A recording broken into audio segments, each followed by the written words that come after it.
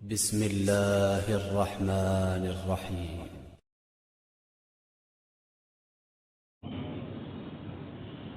الحمد لله رب العالمين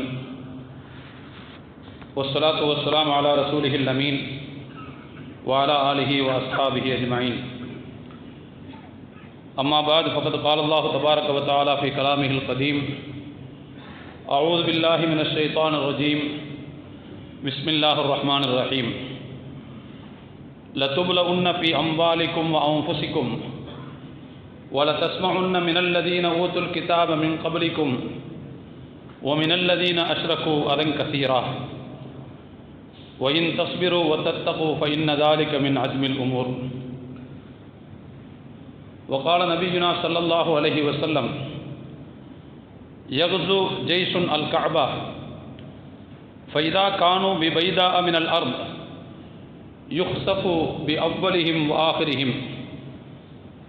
فقلت: يا رسول الله، كيف يخسف بأولهم وآخرهم وفيهم أسواقهم ومن ليس منهم؟ قال: يخسف بأولهم وآخرهم ثم يبعثون على نياتهم أو كما قال صلى الله عليه وسلم. அளவிலா அருளாளன் நிகரிலா அன்புடையோன் எல்லாம் வல்ல அல்லாஹுவின் திருப்பெயர் போற்றி என்னுடைய உரையை தொடங்குகிறேன். சலாத்தும் சலாமும் ஈருலகத் தூதர், உலகை திருத்திய உத்தமர் நபிகள் நாயகம் ஸல்லல்லாஹு அலைஹி வஸல்லம் அவர்கள் மீதும், அவர்களை பின்பற்றி வாழ்ந்த உத்தமர்களான சத்திய சஹாபாக்கள், தாபியீன்கள், தபூ தாபியீன்கள், நல்லோர்கள், மேன்மக்கள் அனைவர் மீதும் என்றென்றும் நிலவட்டுமாக. எல்லாம் வல்ல அல்லாஹுவின் மகத்தான அருளும் அவனுடைய வற்றா பெருங்கருணையும் நம் அனைவர் மீதும் என்றென்றும் பொழியட்டுமாக. கண்ணியத்திற்குரிய அல்லாஹுவின் நல்லடியார்களே, நான் ஆரம்பத்திலே வாசித்து காட்டிய திருவசனம்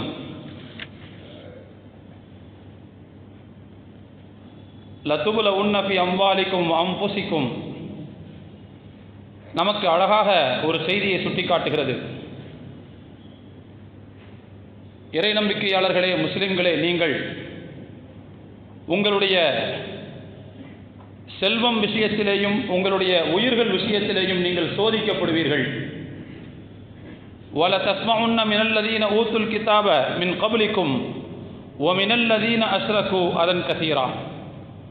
உங்களுக்கு முன்னர் வேதம் வழங்கப்பட்ட மக்களிடமிருந்தும் இணை வைக்கக்கூடிய மக்களிடத்திலிருந்தும் நீங்கள் ஏராளமான சங்கடங்களை செவியுறுவீர்கள்.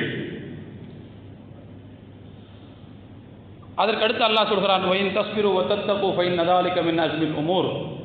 நீங்கள் பொறுமை காத்து இரையச்சம் உள்ளவர்களாக இருந்தீர்கள் என்று சொன்னால் அது தீரமான செயல் என்று அல்லாஹ் குறிப்பிடுகிறான்.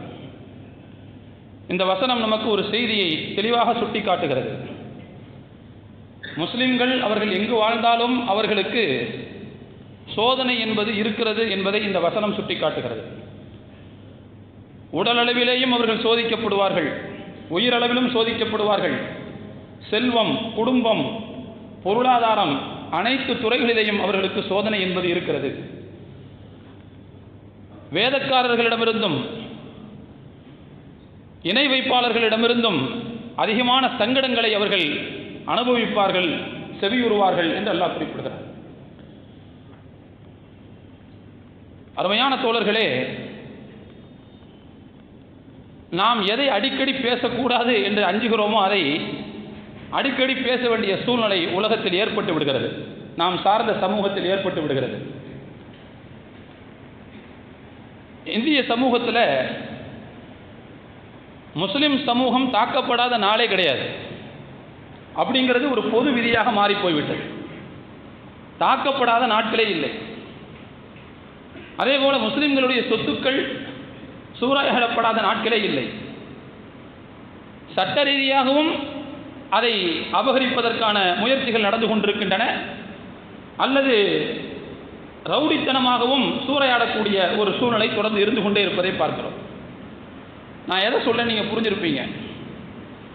கடந்த வாரங்களில் சம்பால் என்று சொல்லக்கூடிய ஒரு பகுதியிலே ஒரு பள்ளிவாசலை அகழாய்வு செய்வதற்காக போனவர்கள் அதை முன்னிட்டு அந்த பகுதியில் ஏற்பட்ட வகுப்பு மோதல், அதனால் ஏற்பட்ட உயிரிழப்புகள், இதையெல்லாம் பார்க்கும்போது மதச்சார்பற்ற கோட்பாட்டிலிருந்து இந்தியா எங்கோ தடம்போறி போய்விட்டதா, அந்த டிராக்ல இருந்து போயிருச்சு என்று தான் நாம் நினைக்க வேண்டிய தேவை இருக்கிறது.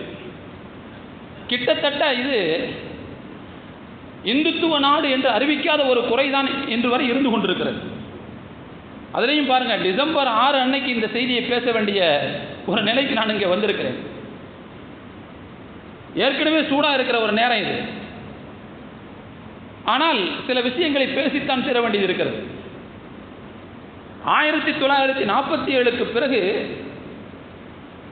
முஸ்லிம்களுக்கு எதிராக இந்துத்துவ மதவெறி வகுப்புவாத கலவரங்களில் அதிகமாக பாதிக்கப்பட்டிருக்கிறார்கள்.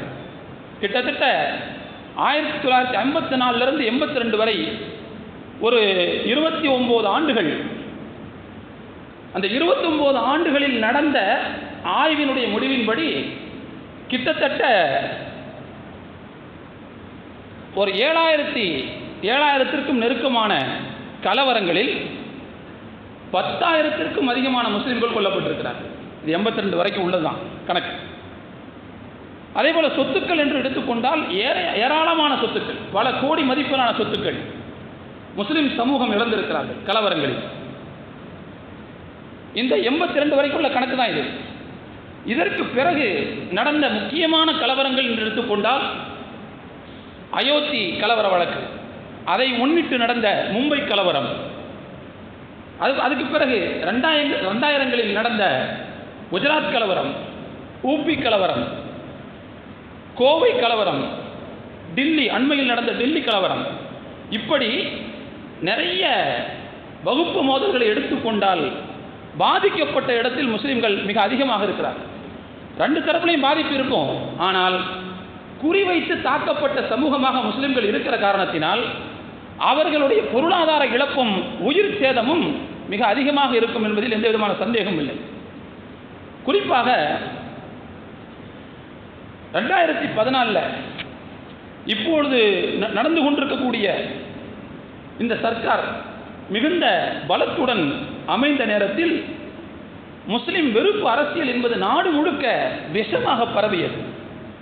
அதனால் ஊக்கமும் ஊட்டமும் பெற்ற இந்துத்துவ வகுப்பு வெறியர்கள் எங்க பார்த்தாலும் முஸ்லிம்களுக்கு எதிரான கோஷங்களை எழுப்புவது, முஸ்லிம்களுக்கு எதிரான நடவடிக்கைகளில் ஈடுபடுவது என்கின்ற ஒரு சூழ்நிலையை பார்த்து தான் போய்கொண்டே இருக்கிறது. உயிர்களும் சொத்துக்களும் ஏராளமாக சேதாரமாக ஆக்கப்பட்டிருப்பதை நாம் கவனித்துக் கொண்டுதான் இருக்கிறோம். அருமையான தோழர்களே, இந்துத்துவ கும்பல்களால் தாக்கப்படக்கூடிய முஸ்லிம்கள் கண்ணுக்கு முன்னால், அதிகாரிகளுடைய கண்ணுக்கு முன்னால் நடக்குது, காவல்துறை அதிகாரிகளுக்கு முன்னால் நடக்கிறது. ஆனால் அவர்களால் கட்டுப்படுத்த முடியவில்லை. சரி, நடவடிக்கைகளாவது எடுப்பார்கள் என்று பார்த்தால் நடவடிக்கைகளும் எடுக்கப்படுவதில்லை. வகுப்பு மோதல்களுக்கு காரணமாக இருப்பவர்கள் அல்லது கொலைக்கு காரணமாக இருப்பவர்கள் யார் என்று தெரிகிறது. ஆனால் அதிகார வர்க்கம் ஆட்சியாளர்களுக்கு ஏவல் துறையாக செயல்படுகிற காரணத்தினால் நடவடிக்கை எடுக்காமல் அப்படியே விட்டுவிடுகிறார்கள். பாபர் மசூதி தகர்ப்பு இருக்கிறதே, அது இந்தியாவினுடைய அவமானம், கருப்பு தினம் என்று சொன்னார்கள். அந்த நிகழ்ச்சிக்கு பிறகு வந்த பத்திரிகைகளில் சில பத்திரிகை எனக்கு தெரியும், கருப்பு அட்டைப்படத்தோடு வந்தது. முதல் பக்கத்தில் கருப்பு இதோடு வந்துச்சு. அப்போ இந்தியாவுக்கு ஏற்பட்ட அவமானம் என்று அதை எல்லோரும் சொன்னார்கள். அதில் இந்துத்துவ பிரபலங்கள் சில பேர் குற்றவாளிகளாக அறிவிக்கப்பட்டார்கள். வழக்கு நடந்தபோது அத்வானி, உமாபாரதி போன்ற முக்கியமான இந்துத்துவ பிரபலங்கள் குற்றவாளிகள் என்று அறிவிக்கப்பட்டார்கள்.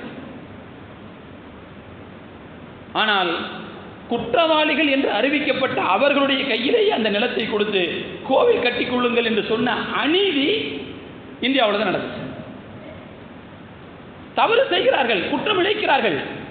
ஆனால் குற்றவாளிகளுக்கு ஆதரவாக நீதிமன்றம் தன்னுடைய தீர்ப்பை சொல்கிறது. நீதிமன்றத்தினுடைய கதைக்கு பின்னால் வரலாம். குற்றவாளிகள் என்று தீர்ப்பளிக்கப்பட்ட அதை தனி வழக்கா நடத்துங்க அப்படின்னு சொல்லி அதை தனியாக விட்டுட்டு, இருந்தாலும் இது அவர்களுக்கே செல்லும் என்று கொடுக்கிற அந்த தீர்ப்பு இருப்பாங்க. இந்த தீர்ப்பினாலெல்லாம் ஊட்டம் பெறக்கூடிய இந்துத்துவவாதிகள் இன்னும் மூர்க்கமாக செயல்படுகிறார்கள். அதுபோல கோவை கலவரத்தை பாருங்க. கோவை குண்டுவெடிப்புன்னு சொல்லுவாங்க, தவறுதான். அந்த அந்த குற்றத்தில் ஈடுபட்டவர்கள் இன்றைக்கு வரைக்கும் தண்டனை அனுபவித்துக் கொண்டிருக்கிறார்கள். இன்னைக்கு வரைக்கும் அதில் தொடர்பில்லாதவர்கள் பல பேர் தங்களுடைய இளமையே இழந்து விட்டார்கள். தொடர்பில்லாத பல பேர், தொடர்புள்ளவர்கள் என்று வைத்துக் கொண்டால் கூட இன்றைக்கு வரைக்கும் அவர்கள் தண்டனையில் இருக்கிறார்கள். ஆனால் அந்த குண்டுவெடிப்புக்கு காரணமாக ஒரு கலவரம் அதற்கு முன்பு நடந்ததே, அந்த கலவரத்தில் குற்றவாளிகளாக அறியப்பட்டவர்கள் இன்றைக்கும் இந்துத்துவ மேடைகளிலே முழங்கிக் கொண்டிருக்கிறார்களே, இன்றைக்கும் அவர்கள் தேர்தலில் போட்டியிட்டுக் கொண்டிருக்கிறார்களே, அதிகாரத்தை அனுபவித்துக் கொண்டிருக்கிறார்களே. அப்போ இதெல்லாம் பார்க்கும்போது என்ன நம்ம நினைக்க வேண்டியது சொன்னா, கிட்டத்தட்ட அதிகாரத்தினுடைய பலத்தோடு இப்படிப்பட்ட வேலைகளை இவர்கள் செய்கிறார்களோ என்கின்ற சந்தேகம் நமக்கு ஏற்படுகிறது. அதே போல பாருங்கள், முஸ்லிம்களுக்கு எதிரான உஷ்ண பேச்சு சில இந்துத்துவ பிரபலங்கள், அவர்களுடைய பேச்சு என்பது முஸ்லிம்களை மூர்க்கமாக ஆக்க வேண்டும் என்கின்ற நோக்கத்திலேயே அப்படிப்பட்ட பேச்சுக்கள் அனுமதிக்கப்படுவதை பார்க்கிறோம். அதே பேச்சை அல்லது அதற்கு குறைவான பேச்சை ஒரு முஸ்லிம் பேசிவிட்டால் உடனே அவர் மீது குற்றப்பத்திரிகை வாசித்து விடுவார்கள், உள்ள கொண்டு போய் தள்ளிடுவாங்க, தேசிய பாதுகாப்பு சட்டமெல்லாம் பாயும். ஆனால் சொந்த சகோதர மக்கள், நம்முடைய நாட்டில் வசிக்கக்கூடிய இன்னொரு குடிமக்கள், அவர்கள் மீது திராவக வீச்சு போன்ற வீரியம் கொண்ட வார்த்தைகளை பயன்படுத்துகிற இடத்தில்தான் பல இந்துத்துவ பிரபலங்கள், சாமியார்கள் இருந்து கொண்டிருக்கிறார்கள். அவங்க இன்னைக்கு பாராளுமன்ற உறுப்பினர்களாகவும் இருந்து கொண்டு அப்படி பேசுகிறார்கள். எப்படி பேச முடிகிறது? அருமையான தோழர்களே, கிஷன்கஞ்ச் என்கின்ற பகுதியில் இந்து சுவாபிமான் யாத்திரை என்று ஒன்று நடக்கிறது. அந்த யாத்திரையில் மத்திய அமைச்சராக இருக்கக்கூடிய கிரிராஜ் சிங் என்பவர் அந்த யாத்திரையில் கலந்து கொண்டு பேசுகிறார். என்ன பேசுகிறார்னா, யார் முன்னால் இருப்பா, யார் முன்னால் இருப்பா? இள ரத்தம் பாயக்கூடிய இந்துத்துவ இளைஞர்கள் இருப்பார்கள். அவங்களுக்கு முன்னால் பேசுகிறார், ஒன்ன ஒரு முஸ்லீம் அரைஞ்சான்னா நீ அவனை 100 அறை திருப்பி அற என்று சொல்கிறார். யார் இங்கே தேவையில்லாமல் அறைவு போவது? சரி, அதோடு நிறுத்தினாரா அப்படின்னு பார்த்தீங்கன்னா, உங்களுடைய வீடுகளில் வாள், ஈட்டி, திரிசூலங்கள் போன்றவற்றை நீங்கள் வைத்திருக்க தொடங்குங்கள் என்று பேசுகிறார். பத்திரிகையெல்லாம் செய்தி வந்துச்சு, நாளிதழ்கள்லாம் செய்தி வந்துச்சு. அவர் மீது என்ன நடவடிக்கை எடுக்கப்பட்டது? அதற்கு மறுநாளே அவர் பார்லிமெண்ட்டுக்கு போறார், எம்பியா இருக்கிறார். அப்போ இப்படிப்பட்ட பேச்சுக்கள் எதிர்த்தரப்பை மூர்க்கமாக்கும் என்கின்ற சிந்தனை கூட அவர்களுக்கு இருப்பதில்லை. இது அல்லாமல் நீங்கள் பாருங்கள், 2014க்கு பிறகு எவ்வளவு அலங்கோலமாக முஸ்லிம்கள் இங்கே நடத்தப்பட்டார்கள். முஸ்லிம்களுடைய சரியா சட்டம் என்பது இங்கே கேலி கூத்தாக ஆக்கப்பட்டது. முத்தலாக் தடை சட்டம் இங்கே விதிக்கப்பட்டது. அந்த சட்டத்தில் என்ன பயன்? அந்த சட்டத்தினால் என்ன பயன் என்றால் எந்த பயனும் இல்லை, எந்த பயனும் இல்லை. முஸ்லிம் பெண்களுக்கு எந்த விடிவும் கிடைக்கவில்லை. அது வேறொரு ஆய்வு சொல்கிறது நமக்கு. அதே மாதிரி பார்த்தீங்கன்னா, அடுத்து ஜம்மு காஷ்மீர் சிறப்பு அந்தஸ்து சட்டம் நீக்கப்பட்டது. 370 அது நீக்கப்பட்டது. வக்ஃபு சட்ட திருத்த மசோதா இன்னைக்கு அது பார்லிமெண்ட் நிலைக்குழுவில் இருக்குது. யாருக்கு எதிராக இது நடக்கிறது? அதே போல பாருங்கள், பொது சிவில் சட்ட முன்வடிவு நாங்கள் கண்டிப்பாக கொண்டே வருவோம் அப்படின்னு பேசக்கூடிய வார்த்தைகள். அதே போல பள்ளிவாசல்களுக்கு எதிராக இந்துத்துவ கும்பல்களுடைய பயங்கரவாத முயற்சிகள். நீங்கள் நல்லா கவனிங்க, 1991 நரசிம்மராவ் ஆட்சியில் ஒரு சட்டம் ஒன்று வருது, வழிபாட்டு தலங்கள் பாதுகாப்பு சட்டம் என்பது அதனுடைய பெயர். 1947 ஆகஸ்ட் 15 அன்னைக்கு இந்தியாவில் எந்தெந்த வழிபாட்டு தலங்கள் எந்த நிலையில் இருக்கிறதோ அதே ஸ்டேட்டஸில் என்ன செய்யணும், காப்பாற்றணும். எக்ஸப்ட் பாபர் மசூதி, ஏன்னா அது ஏற்கனவே வழக்கு இருக்கிறதுனால அதை தவிர பாக்கி எல்லாத்தையும் 1947 ஆகஸ்ட் 15 அன்னைக்கு என்னென்ன ஸ்டேட்டஸோ அதே நிலையிலேயே தொடர்ந்து வைத்திருக்க வேண்டும் சொல்லி ஒரு சட்டம் வந்து இருக்குது. சட்டம், அரசியல் சாசன சட்டம் சொல்கிறது. ஆனால் அது இங்கே பின்பற்றப்பட்டதா? அரசியல் சாசன சட்டத்தை காப்பாற்றுவதான நீதிமன்றங்களுடைய வேலை. நீதிமன்றம் என்ன செஞ்சிச்சு? ஞானவாபி மசூதி சம்பந்தமாக அலகாபாத் உயர் நீதிமன்றத்துக்கு ஒரு தடவை உரிமை கோரி வழக்கு போன போது அந்த கோர்ட்டில் இப்படிலாம் அங்கே கொண்டு வரக்கூடாதுன்னு சொல்லி தள்ளுபடி செய்யப்பட்ட வழக்கு. ஆனால் அந்த வழக்கு மறுபடியும் போகிறது. யார்கிட்ட போச்சு தெரியுமா? முன்னாள் சிஜிஐ, சுப்ரீம் கோர்ட்டினுடைய முன்னாள் தலைமை நீதிபதி, அவர்கிட்ட போச்சு. அவர் அன்றைக்கு சிஜிஐ கிடையாது. அப்போ அவர்கிட்ட போகும்போது அவர் என்ன செய்கிறார், அதில் அகழாய்வு செய்வதற்கு அவர் அனுமதி கொடுக்கிறார். அனுமதி கொடுக்கும்போது என்ன சொல்றாருன்னு சொன்னால், இப்படி வழிபாட்டு தலங்கள் சட்டம் ஒன்று இருக்குது, ஆனால் நான் கொடுக்குற இந்த அனுமதி என்பது அந்த சட்டத்துக்கு எதிரானது அல்ல. ஏன்னா அந்த சட்டம் வந்து அகழாய்வு செய்யக்கூடாதுன்னு சொல்லலை, அதனால் அது எதிரானது இல்லைன்னு சொல்லி கொடுக்குறார். அதற்கு பிறகு அங்கே போனார்கள். இன்னைக்கு அது பிரச்சனையில் இருக்குதுன்னு பார்க்குறோம். இதே போல தானே இப்பொழுது இந்த சம்பல் பள்ளிவாசல், அங்கே இதே பிரச்சனை தான். தலைமை நீதிபதி என்ன செஞ்சிருக்கணும்? இப்படி ஒரு சட்டம் இருக்கா இல்லையா? வழிபாட்டு தலங்கள் சட்டம் அப்படின்னு சொல்லி ஒன்று உருவாக்கப்பட்டு அரசியல் சாசன சட்டத்தில் சேர்க்கப்பட்டிருக்கா இல்லையா? இது போன்ற வழக்குகளை கொண்டு வந்தால் நீதிமன்றங்களுடைய நேரம் நாசமாகிறதுன்னு சொல்லி அவர்களுக்கு அபராதம் விதிக்கிறதை விட்டுட்டு, அவர்களை கண்டிப்பதை விட்டுவிட்டு அவர்களுக்கு வழியை திறந்து கொடுத்தால் இப்போ என்ன செய்வாங்க அவங்க? தோழர்களே, நல்லா கவனிக்கணும். 2019 பாபர் மசூதி வழக்கினுடைய தீர்ப்பு, இறுதி தீர்ப்பு வந்துச்சு. இந்து கோயில்களை இடிச்செல்லாம் இது ஒன்றும் கெட்டப்படலை அப்படின்னு கோர்ட் நம்புதுன்னு சொல்லிட்டாங்க. ஆனால் இருந்தாலும் கூட நாங்கள் இதை அவங்கள்ட்டே திரும்ப கொடுக்குறோம் அப்படின்னு சொல்லி இந்துக்கள்கிட்ட கொடுத்தாங்க. சரி, இந்த ஒரு விஷயத்தோட ஒளிஞ்சு போகட்டும் அப்படின்னு விட்டா, அன்றைக்கே சில பத்திரிகை நிருபர்கள் RSS தலைவர் இடத்துல கேள்வி கேட்கிறார்கள். நீங்க எதிர்பார்த்த மாதிரி இதுக்கு தீர்ப்பு வந்துருச்சு, இதோடு நீங்க முடிச்சுக்குவீங்கல்ல, இனிமே இந்த மாதிரி பிரச்சனையை செய்ய மாட்டீங்கல்ல அப்படின்னு கேட்கும்போது பதில் சொல்ல மாட்டேங்கிறார். இன்றைக்கும் இந்துத்துவ தீவிரவாதிகள் தங்களுடைய கைகளிலே நாடு முழுக்க 3000 பள்ளிவாசலுடைய பட்டியலை வைத்துக் கொண்டு வெறியோடு தெரிந்து கொண்டிருக்கிறார்கள். 3000 பள்ளிவாசல். இதுக்கெல்லாம் வாசல் திறந்து கொடுத்தது யாரு? உச்சநீதிமன்றம் இல்லையா? முன்னாள் உச்சநீதிமன்ற நீதிபதி இல்லையா? ஆக இப்படி மிகப்பெரிய கொடுமைகள் எல்லாம் இங்கே நடப்பதை நாம் பார்க்கிறோம்.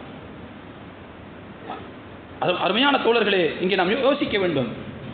இந்த மாதிரியான காரணங்களினால் ஊட்டம் பெறக்கூடிய இந்துத்துவ வெறியர்கள், இந்து வெறியர்கள் சொல்லல, இந்துத்துவ வெறியர்கள் ஊட்டம் பெற்று ஊக்கம் பெற்று என்ன செய்கிறார்கள்?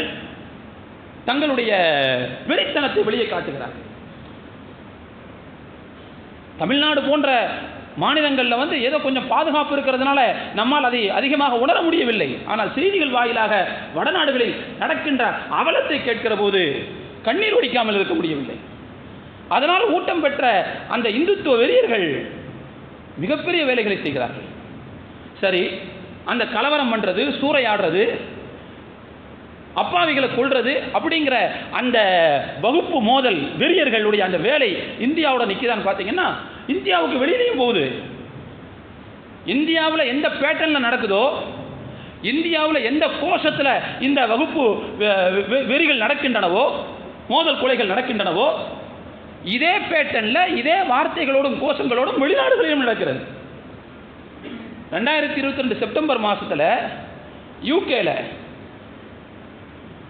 லேஸ்டர்னு சொல்லக்கூடிய ஒரு ஏரியா, அந்த பகுதியில் முஸ்லீம்கள் அதிகமாக இருக்கிற மக்களிலேயே முஸ்லீம்கள் அதிகமாக வசிக்கக்கூடிய ஒரு பகுதி. அந்த பகுதியிலே ஒரு 200-300 இந்துத்துவ வெறியர்கள் அங்குள்ளவர்கள் ஜெய் ஸ்ரீராம்ங்கிற கோஷத்தோட போய் அந்த ஏரியாவுக்கு பக்கத்தில் வந்து நம்ம முகத்தில் ஃபேஸ் மாஸ்க் போட்டுட்டு முகமூடி போட்டுக்கொண்டு போற வர்ற முஸ்லிம்களை எல்லாம் பார்த்து அடிக்க ஆரம்பித்தாங்க. அது மிகப்பெரிய விளைவுகளை ஏற்படுத்தியது, அங்கே பெரிய பிரச்சனைகளை ஏற்படுத்தியது. கடைசியில் அந்த அரசாங்கம் அது குடியேற்றவாதிகளால் வந்தது அப்படின்னு சொல்லி பூசி முழுகிட்டாங்க. ஆனால் நல்லா கவனிச்சு பாருங்க, ஜெய் ஸ்ரீராம்ங்கிற கோஷத்தோடு அது நடக்குது. இங்கே எந்த கோஷத்தோடு நடக்குமோ அதே கோஷத்தோடு அங்கே நடக்கிறது. இங்கே என்ன பேட்டர்ல நடக்குமோ அதே பேட்டர்ல அங்கே நடக்குது. அப்படின்னா என்ன அர்த்தம்? ஏற்கனவே திட்டமிட்டு நிறுவனமயமாக்கப்பட்ட வகையில் இந்த கலவரங்களை நடத்துகிறார்கள் அப்படிங்கிறது தானே அர்த்தம். தோழர்களே, இப்படியெல்லாம் தொடர்ந்து நடப்பதை நாம் பார்த்து கொண்டே இருக்கிறோம். அது மட்டுமல்ல தோழர்களே, இங்கே இன்னொரு விஷயத்தையும் நம்ம சேர்த்து புரிந்து கொள்ள கடமைப்பட்டிருக்கிறோம். எப்படியெல்லாம் முஸ்லிம்களுக்கு எதிராக இன்றைய அரசு நடக்க வேண்டும் என்று நினைக்கிறது அப்படியெல்லாம் நடக்கலாம். பொதுவாக இஸ்ரேலிய பயங்கரவாதிகள், யூத பயங்கரவாதிகள் அவங்க முஸ்லிம்கள் மேல் கடுமையான வெறுப்பில் இருப்பார்கள். வாய்ப்பு கிடைக்கும் போதெல்லாம் இந்துத்துவ வெறியர்கள் யூத பயங்கரவாதிகளோடு கைகோர்த்துக் கொள்வார்கள். இது நடக்கும். ஆரம்பத்தில் தெரியாம கள்ளத்தனமா நடந்துச்சு அந்த உறவு, இன்றைக்கு வெளிப்படையாக நடப்பதை பார்க்கிறோம். நம்முடைய இந்தியாவினுடைய வெளியுறவு கொள்கை என்பது பலஸ்தீனைத்தான் ஒரு நாடாக அங்கீகரித்தது. அது அப்படிதான் இருந்துச்சு.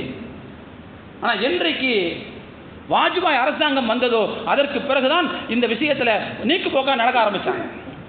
அதற்கு பிறகு பகிரங்கமாக இஸ்ரேலுக்கு போக ஆரம்பித்தார்கள். இஸ்ரேலுடன் நட்பு பாராட்டினார்கள், கை குலுக்கினார்கள். எந்த அளவுக்கு இது ஆகி போயிருக்குதுன்னு சொன்னா, இன்னைக்கு அங்க இருக்கிற யூத பயங்கரவாத அரசு காசா பகுதியில், முஸ்லிம் பலஸ்தீன பகுதியில் மிகப்பெரிய ஆக்கிரமிப்புகளை நிகழ்த்தி இருக்கிறார்கள். அந்த பகுதியிலே மறு நிர்மாணம் செய்வதற்கு, மறுபடி கட்டடங்களை எழுப்புவதற்கு, மறுபடி அங்கே பணிகளுக்கு ஆட்களை நியமிப்பதற்கு ஆட்கள் தேவைப்படுகிறது. அங்கே ஆள் இல்லாமல் இல்லை, அங்கே பணி செய்யக்கூடிய முஸ்லிம்கள் இருக்கிறார்கள், அங்கே செவிலியர்கள் இருக்கிறார்கள். ஆனாலும் கூட அங்குள்ள முஸ்லிம்களுக்கும் அங்குள்ள செவிலியர்களுக்கும் முஸ்லிம் கட்டட பணியாளர்களுக்கும் வாழ்வு கிடைத்து விடக்கூடாதுங்கிறதுனால யூத பயங்கரவாத அரசு என்ன செய்யுதுன்னு சொன்னா, இந்தியாவிலிருந்து பணியாளர்களை எடுப்பதற்கு ஒரு திட்டம் தீட்டுகிறது. ஒரு யூத நிறுவனத்தின் மூலமாக இங்குள்ள அரசாங்கம் அதற்கு வளைந்து கொடுக்கிறது.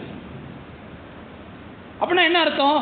எங்கெல்லாம் வசமா முஸ்லிம்களை வச்சு செய்யறதுக்கு வாய்ப்பு இருக்கிறதோ அங்கெல்லாம் செய்ய வேண்டும் என்று யூத பயங்கரவாத அரசு நினைக்கும் போது அதற்கு இவர்களும் இணைக்கி போகிறார்கள். பாருங்கள், எவ்வளவு வன்மம் இருந்தால் இது நடக்கும் என்பதையும் நாம் இங்கே புரிந்து கொள்ள கடமைப்பட்டிருக்கிறோம்.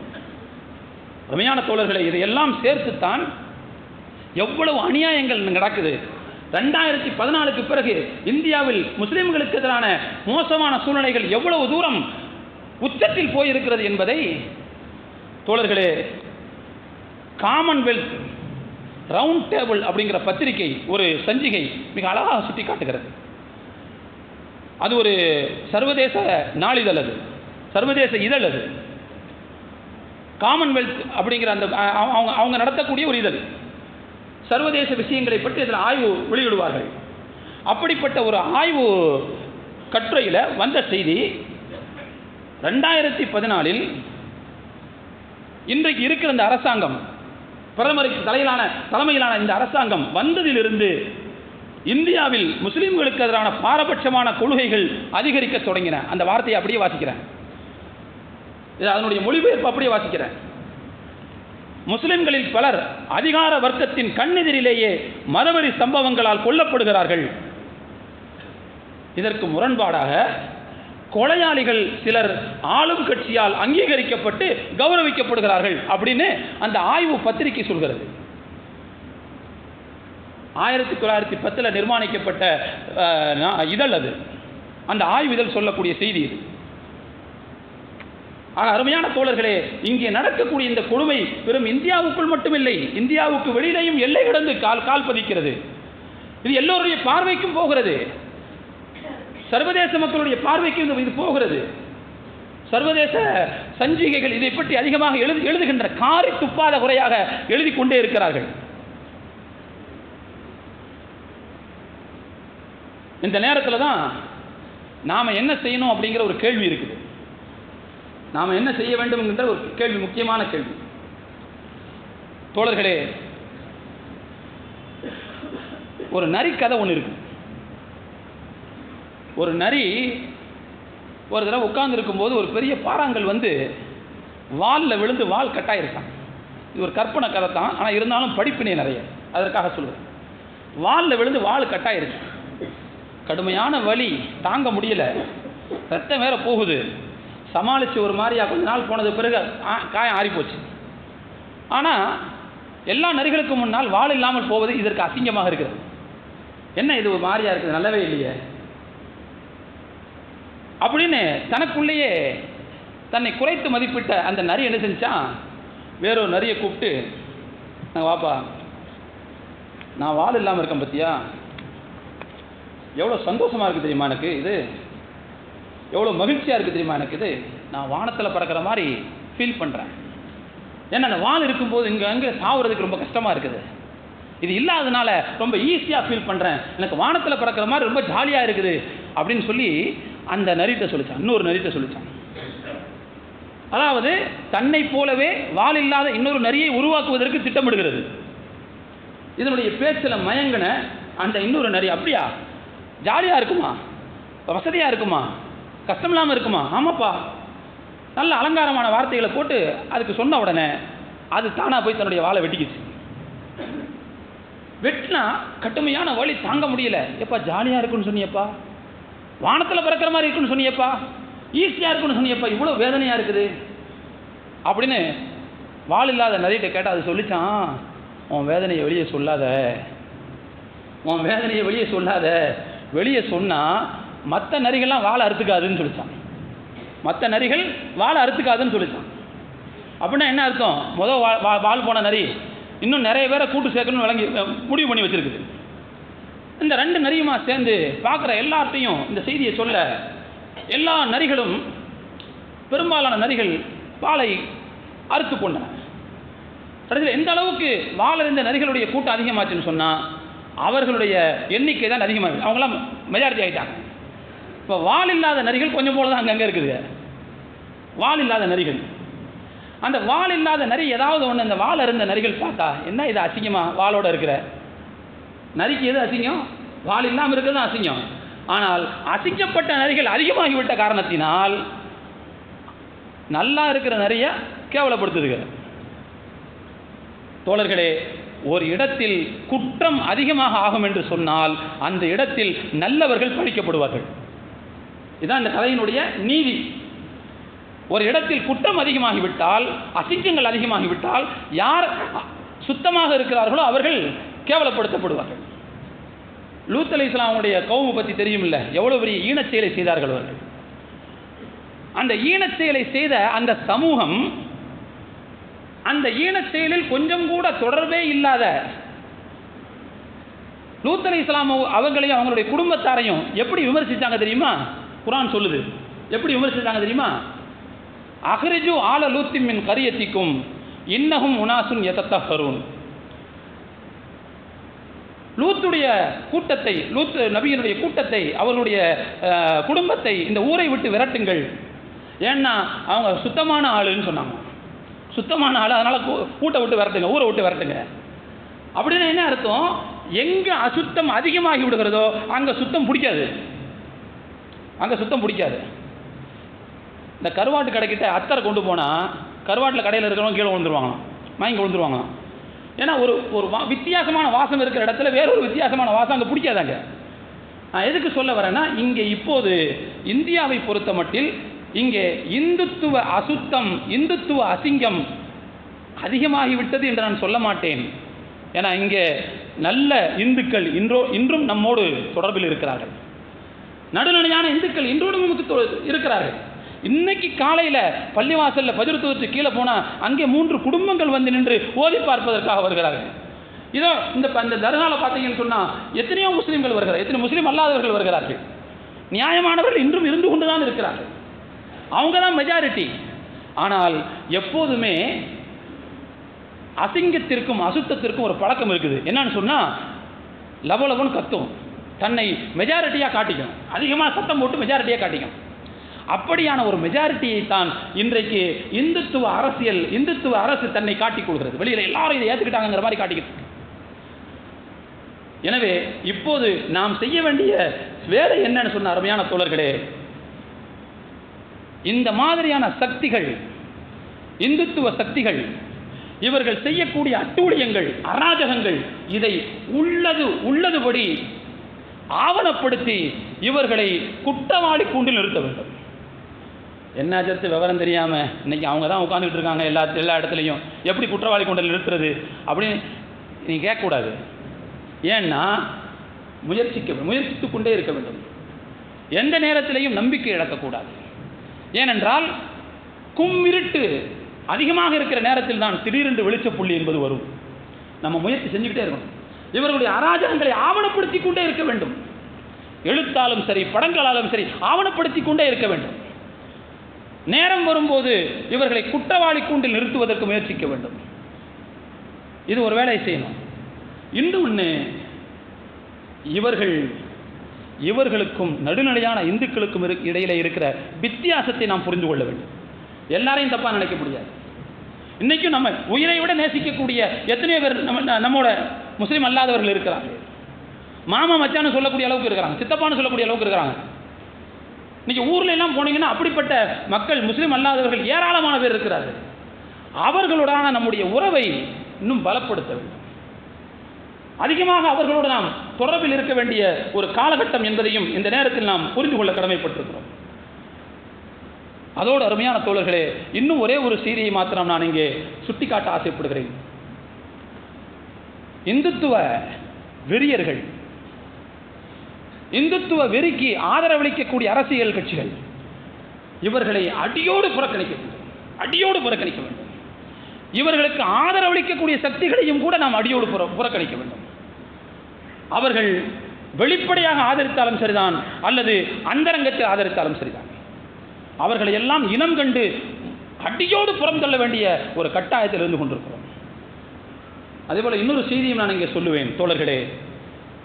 ஆசை ஊட்டலுக்கு, ஆதாயத்திற்கு ஆசைப்பட்டோ அல்லது அச்சுறுத்தலுக்கு பணிந்தோ இந்துத்துவவாதிகளிடம் சில முஸ்லிம் பெயர் தாங்கிகள் விலை போயிருக்கிறார்கள். அப்படிப்பட்டவர்கள் இந்த சமூகத்தினுடைய கேன்சர்கள் என்று நாம் புரிந்து கொள்ள வேண்டும். அப்படிப்பட்டவர்கள் இந்த சமூகத்தின் கேன்சர்கள், இந்த சமூகத்தினுடைய புற்றுநோய் செல்கள் என்று நாம் புரிந்து கொள்ள வேண்டும். ஒன்று மருந்து கொடுத்து அதை குணப்படுத்தணும், அல்லது போய் சேரட்டும்னு விட்டு தொலையணும். அவங்கெல்லாம் இந்த சமூகத்தினுடைய கேன்சர்கள். நுனிமரத்தில் நின்று கொண்டு அடிமரத்தை வெட்டக்கூடிய அறிவுஜீவிகள், அவங்க அறிவாளிகள் நம்ம புரிஞ்சு வச்சுக்கிற வேண்டியது. அவர்களையும் ஒட்டுமொத்தமாக ஒதுக்க வேண்டிய தேவை இருக்கிறது. எல்லாவற்றையும் விட அருமையான தோழர்களே, ஒரு விஷயத்தை நான் தெளிவாக சொல்லுவேன் இந்த இடத்துல. பெருமானார் ஸல்லல்லாஹு அலைஹி வஸல்லம் அவர்கள் தங்களுடைய வாழ்க்கையில் முஸ்லிம் அல்லாதவர்களை அங்கீகரித்திருக்கிறார்கள். அவங்களுக்கு தாவா செய்யறதுங்கிறது வேற, ஆனால் அவர்களுடைய இருப்பை ரசூலுல்லாஹ் அங்கீகரித்தார்கள். ரசூலுல்லாஹ் சொன்னாங்களா இல்லையா? யூதர்களுடன் சண்டை நடக்கும், அது வரைக்கும் மறுமை நாள் வராதுன்னு சொன்னாங்களா இல்லையா? மறுமை நாளின் நெருக்கத்தில் யூதர்களோடு சண்டை நடக்கும். அப்பொழுது யூதர்கள் ஒளிந்து கொள்வதற்காக கல்லுக்கு பின்னால் போவார்கள், மரத்துக்கு பின்னால் போய் ஒளிவாங்க. அப்படிலாம் அந்த மரமும் கல்லும் அந்த முஸ்லிமை அழைத்து, முஸ்லிமே எனக்கு பின்னால் ஒரு யூதன் நிற்கிறான், வந்து அவனை கொல் என்று சொல்லும். ஹதீஸ் ரசூலுல்லாஹ் சொன்னாங்களா இல்லையா? ஆனால் ஒரே ஒரு மரம் மட்டும் அவங்களை காட்டி கொடுக்காது, அது ஒரு முள் மரம் என்று சொன்னார்களே. அந்த ஹதீஸ் நமக்கு எதை சுட்டி காட்டுகிறது?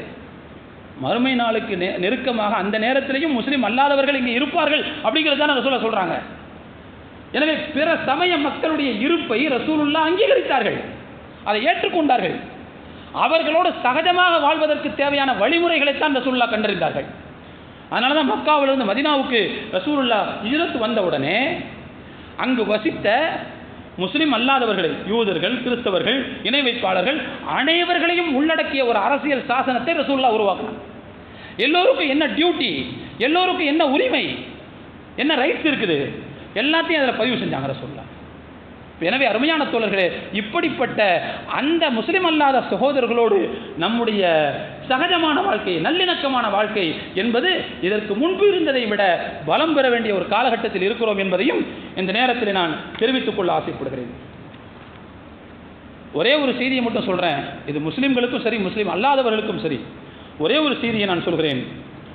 அருமையான தோழர்களே, இன்றைக்கு விஷ விருட்சமாக இந்துத்துவ வெறி வகுப்பு வாதம் தலை மேலே ஓங்கி நின்று கொண்டிருக்கிறது. இதை இங்குள்ள முஸ்லிம்களோடு சேர்ந்து எல்லா மக்களும் எதிர்க்க வேண்டிய கட்டாயத்தில் இருக்கிறார்கள். எல்லா மக்களும் துணிந்து எதிர்க்க வேண்டிய, தடுத்து நிறுத்த வேண்டிய கட்டாயத்தில் இருக்கிறார்கள். நாம் இந்த கடமையிலிருந்து, இந்த காலம் தந்திருக்கிற இந்த கடமையிலிருந்து நாம் விலகினால், நழுவினால், நாளை காலம் நம்மை மன்னிக்காது என்பதை புரிந்து கொள்ள வேண்டும். புகழ்பெற்ற ஒரு ஜெர்மானிய கவிதை ஒன்று இருக்கிறது, மிகப்பெரிய ஒரு கவிதை அது. அந்த கவிஞர் சொல்கிறார், முதலில் அவர்கள் கம்யூனிஸ்டுகளிடம் வந்தார்கள். நான் கம்யூனிஸ்ட் கிடையாது, நான் கம்யூனிஸ்ட் இல்லை. அதாவது முதல்ல அவங்க கம்யூனிஸ்ட்டை கொல்ல வந்தாங்க.